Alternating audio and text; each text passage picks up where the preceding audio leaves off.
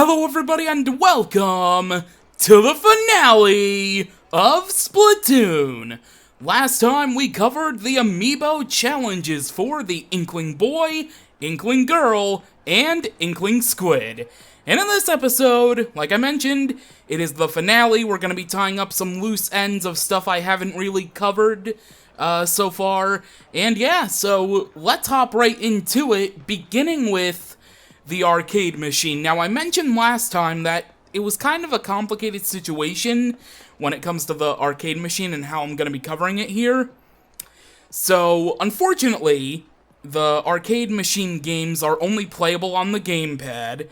You can play them in between, like, versus on Turf War and everything like that. Unfortunately, without a gamepad capture card, because those still cost like $400, unfortunately, I won't be able to show off these mini-games. There are 4 in total: Squid Jump, Squid Racer, Squid Ball, and Squid Beats.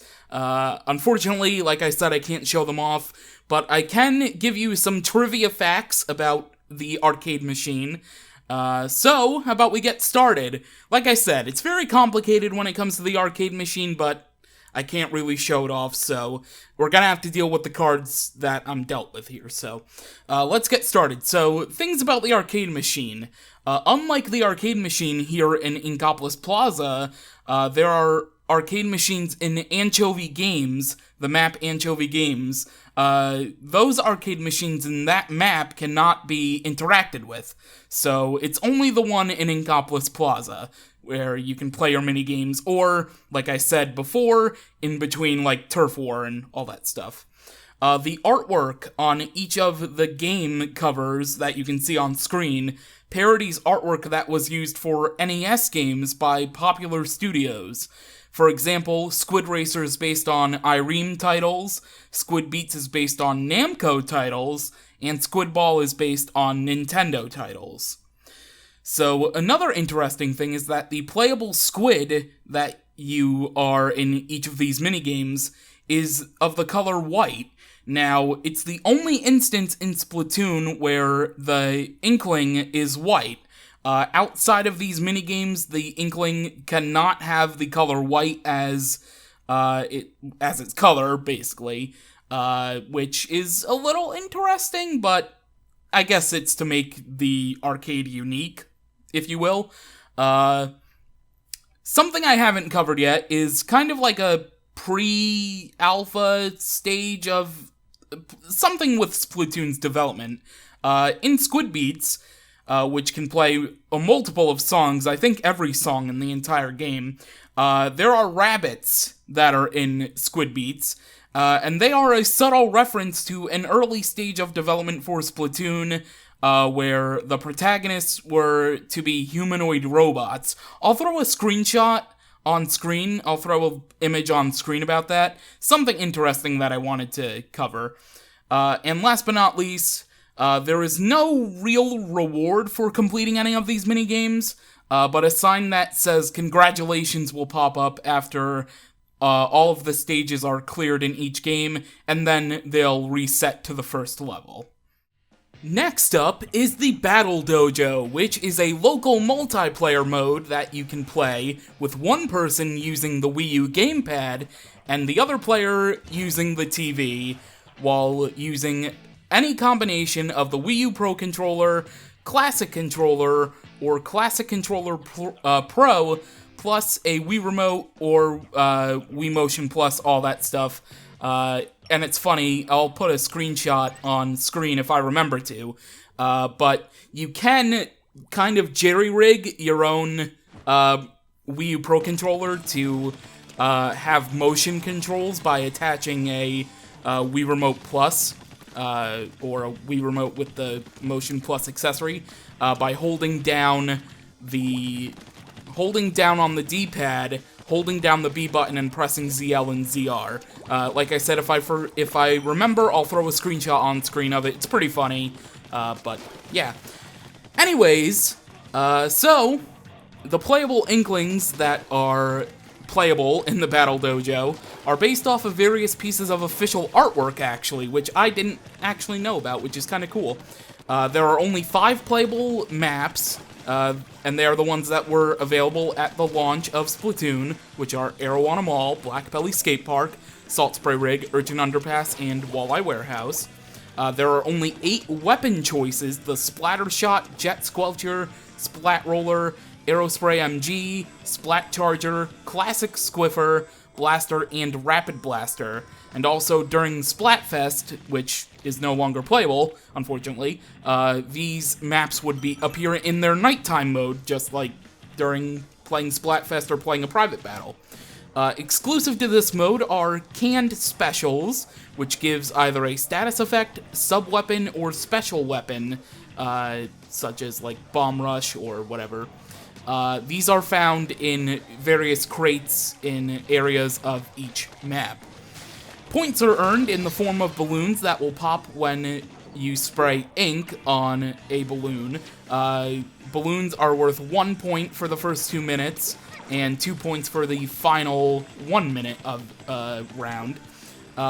Balloons spawn 20 seconds after a player travels to a light column that will spawn randomly in a map. The player to get 30 points first, or have the most points when the 3-minute timer expires, will win.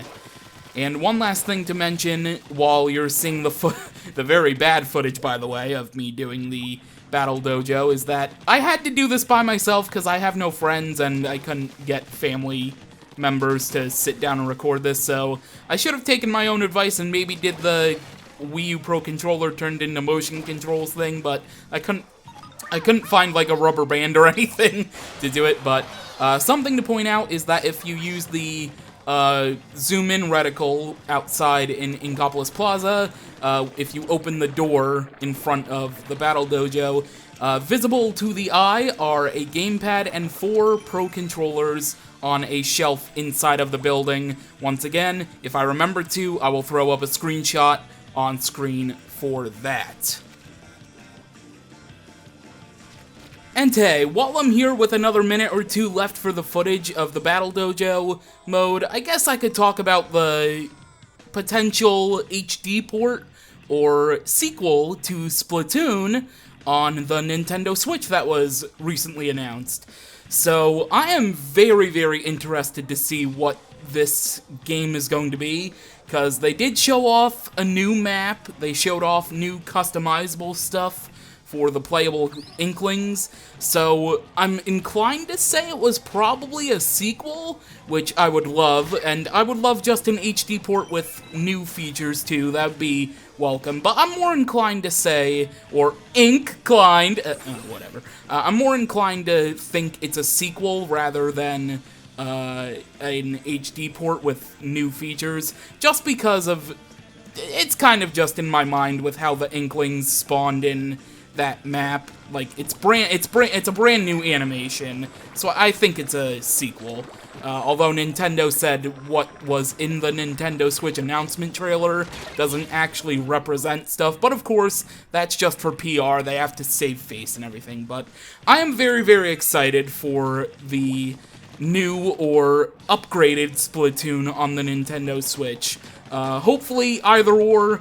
The single-player campaign and the multiplayer gets new levels. Well, in terms of multiplayer, they add more modes and new levels in a potential other single-player campaign. That's really all I could ask for when it comes for the next or upgraded Splatoon on the Nintendo Switch.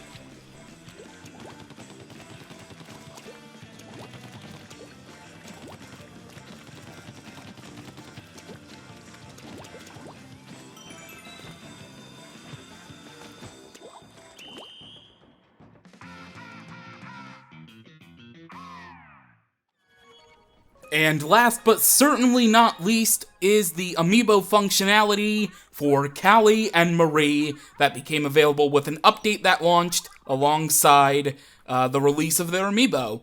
So, with the Callie and Marie amiibo, you can have Squid Sisters concerts in Inkopolis. And the lighting scheme, it's in nighttime, and the theme of Inkopolis Plaza is based off of the final Splatfest, which pitted Callie and Marie against each other.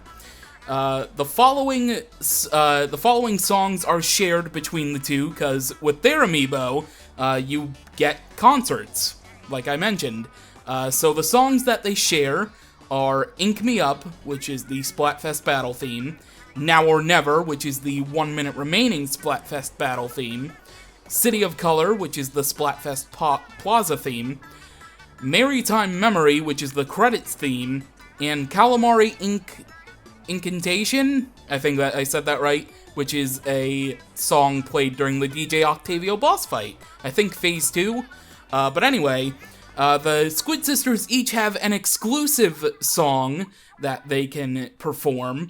Callie's exclusive song is called Bomb Rush Blush, while Marie's exclusive song is Tide Goes Out. And something pretty cool, you're probably seeing this right now with the footage, but the non-selected Squid Sister will be sitting down on their platform in the plaza during the others' solo concert for their respective exclusive songs, which is a really, really cute detail that I made sure to zoom in on, seeing especially Callie sitting down just enjoying herself while Marie performed. But with that, that is everything when it comes to this Let's Play. I think I've covered everything. The one thing I may not have really covered was the recon mode, which you can press Y during the, when you're in the, what do you call it? When you're in the lobby? Yeah, the lobby. You can press Y on the current map rotation thing, and you can do recon for the ranked battle or whatever. There's nothing really to that. It's just going through a map so you can get more familiarized with it. But I don't really like recon mode. That's kind of why I ignored it. But other than that, I think I did cover everything in a Splatoon. So with that being said, that is gonna do it for me. Next time, well, there won't be a next time in Splatoon, but of course, I will be seeing you in the next Let's Play. So, if you excuse me, I think I'm gonna go take on a bit of turf war. Catch you later.